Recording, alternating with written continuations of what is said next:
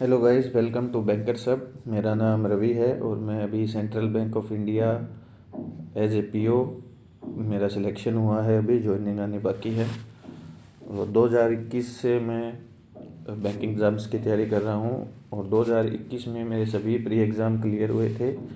और PO, SBI PO और IBPS PO के इंटरव्यू भी मैं दे के आया था, लेकिन वो फाइनल लिस्ट में मेरा सिलेक्शन नहीं हो सका था। 2022 में भी मेरे सभी प्री एग्ज़ाम क्लियर हुए थे और क्लर्क के सभी मेंस एग्ज़ाम क्लियर हुए हैं। पीओ के भी सभी मेंस एग्ज़ाम क्लियर हुए हैं, लेकिन एसबीआई पीओ और आरआरबी पीओ में फाइनल लिस्ट में मैं क्वालिफाई नहीं कर पाया।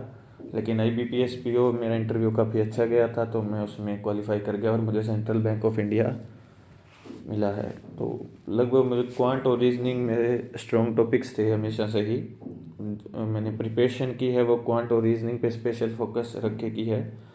और आईबीपीएस पीओ के प्री में मुझे क्वांट में से 35 में से 33.75 मार्क्स मिले थे।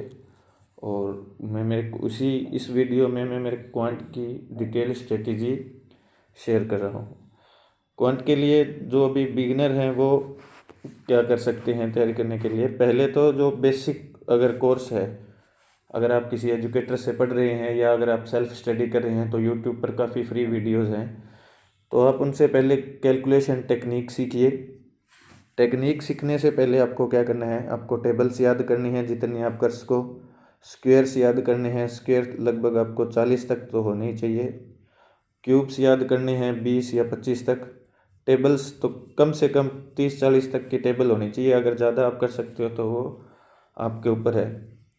और ये सभी याद होने चाहिए। और फिर कैलकुलेशन टेक्निक होनी चाहिए। फास्टर कैलकुलेशन कैसे करें, कैसे शॉर्ट किया जा सकता है कैलकुलेशन को बिना पेन के, कैसे दिमाग में ही जो छोटी छोटी कैलकुलेशन होती है उनको सोल्व किया जाए। तो पहले आप ये बेसिक ये सीखिए और उसके बाद में क्वाड्रेटिक इक्वेशंस, और साथ में वो सीखने के बाद जो कैलकुलेशन टेक्निक सीखने के बाद आप साथ साथ में सिंप्लीफिकेशन या अप्रोक्सीमेशन की कोई भी पीडीएफ लेके, टेलीग्राम पे बहुत सारी वो पीडीएफ अवेलेबल है, तो आप कोई भी पीडीएफ लेकर वो धीरे धीरे 10 क्वेश्चन 15-20 ऐसे धीरे धीरे स्टार्ट कीजिए और धीरे धीरे अपनी स्पीड बढ़ाइए सिंप्लीफिकेशन को सोल्व करने में।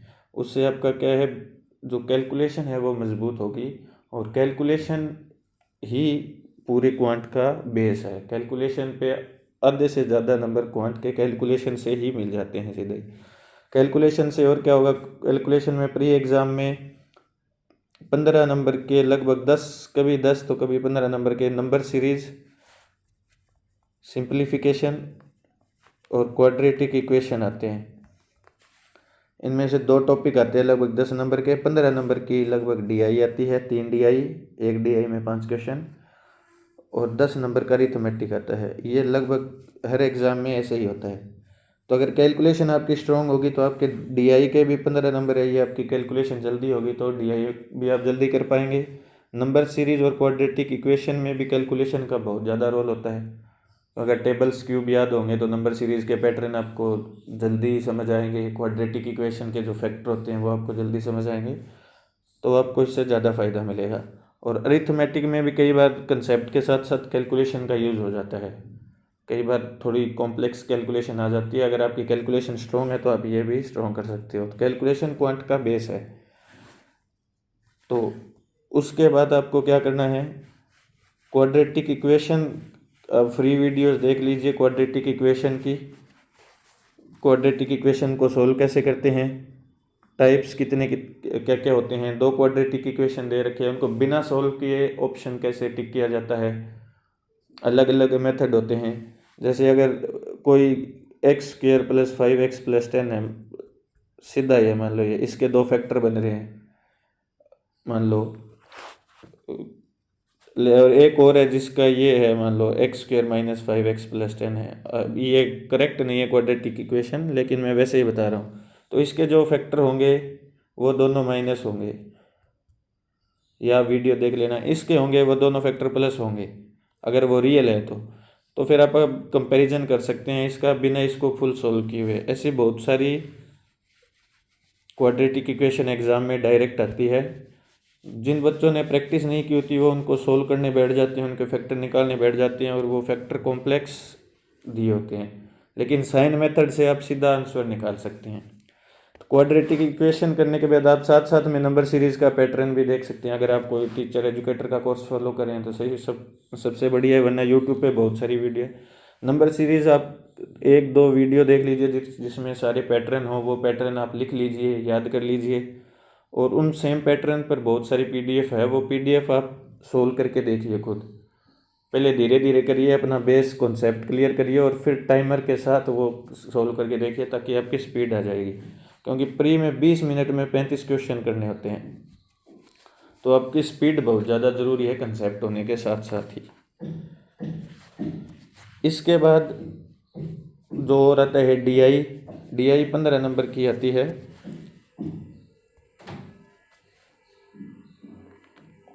वो कंस्ट्रक्शन का काम चल रहेगा, इस तो थोड़ा शोर आ सकता है, प्लीज़ कोऑपरेट। तो DI 15 नंबर की आती है, और 15 नंबर की DI जो प्री में आती है वो बेसिक DI होती है। अरिथमेटिक जो मेंस में आती है वो अरिथमेटिक बेस्ड DI होती है, लेकिन प्री में सिर्फ बेसिक होती है। जैसे रेशो पे आ गई, रेशो निकालना, या परसेंटेज, और या सीधा कैलकुलेशन, एवरेज पूछ लिया, ऐड करवा लिया, सब्ट्रैक्ट करवा लिया, ये इस टाइप वाली अलग अलग DI होती है।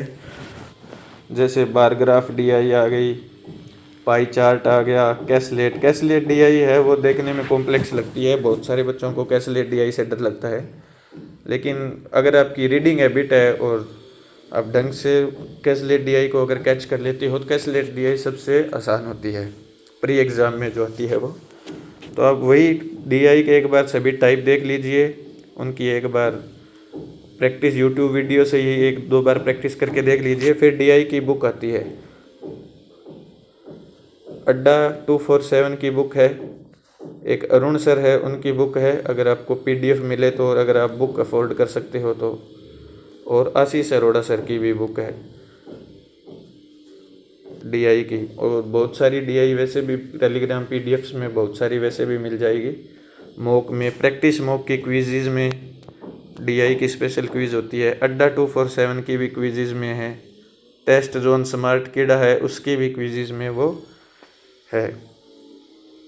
तो आप एक बार पूरा कोर्स देखिए, समझिए क्या होता है, कैसे सोल्व करना होता है, क्या कंसेप्ट लगते हैं, सब समझिए, और फिर अपने खुद के लेवल पर बुक से और अलग अलग PDF से जितनी ज़्यादा हो सके प्रैक्टिस कीजिए। जितनी ज़्यादा आप प्रैक्टिस करोगे उतनी ज़्यादा आप परफेक्ट बनोगे।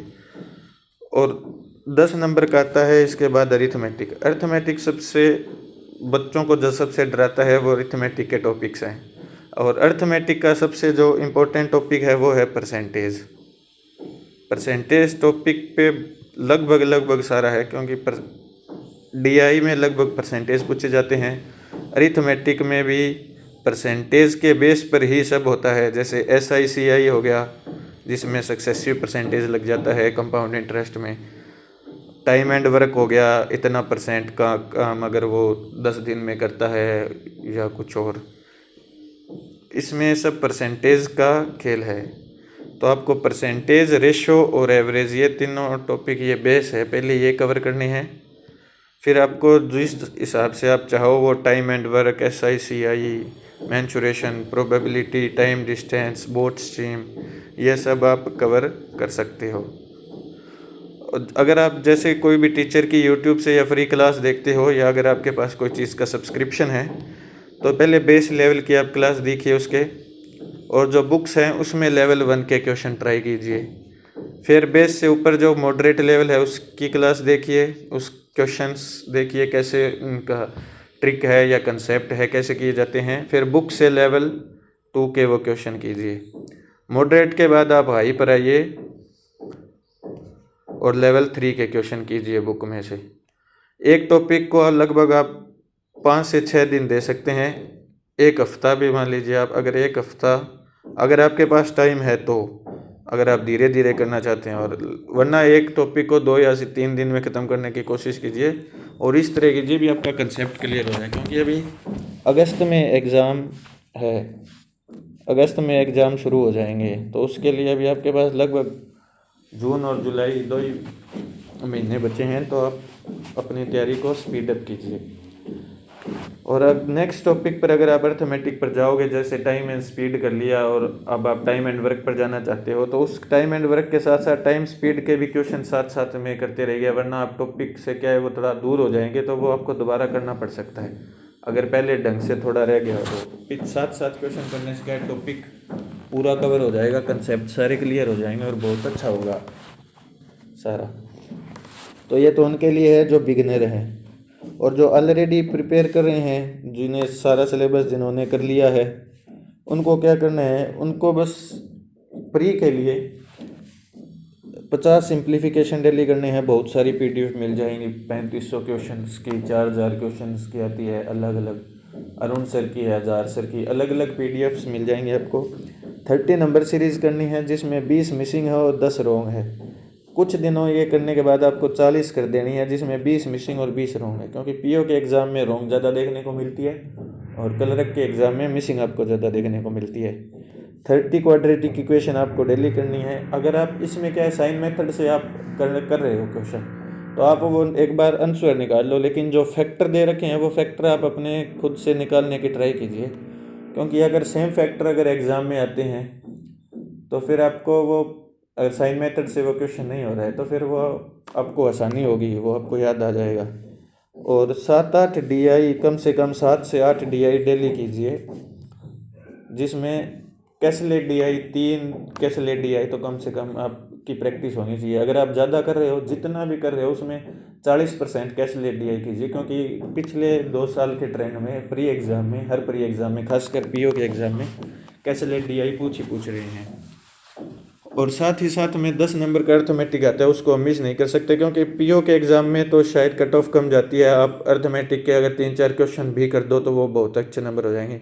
लेकिन RBI असिस्टेंट का एग्ज़ाम है, IBPS क्लर्क है, इनमें कट ऑफ बहुत आई जाती है। RBI असिस्टेंट में 90+ जाती है, तो बिना अर्थमेटिक के क्वांट में 35 में से 35 आप ले नहीं सकते, और आपको चाहिए 35 में 35, क्योंकि क्वांट स्कोरिंग सब्जेक्ट है, इसमें गलती होने की बिल्कुल भी गुंजाइश नहीं है।